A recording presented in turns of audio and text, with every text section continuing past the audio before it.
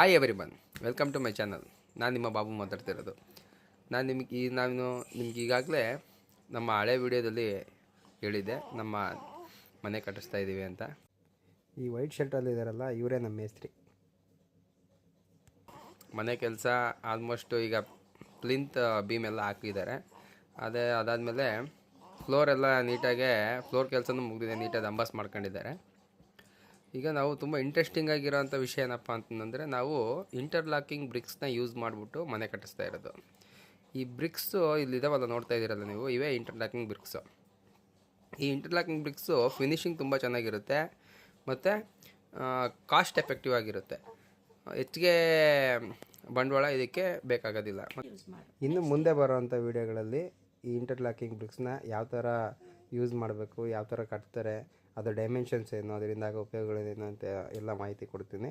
ಇದೇ ಥರ ವೀಡಿಯೋಗಳಿಗಾಗಿ ನಮ್ಮ ಚಾನಲ್ನ ಲೈಕ್ ಮಾಡಿ, ಶೇರ್ ಮಾಡಿ, ಸಬ್ಸ್ಕ್ರೈಬ್ ಮಾಡಿ.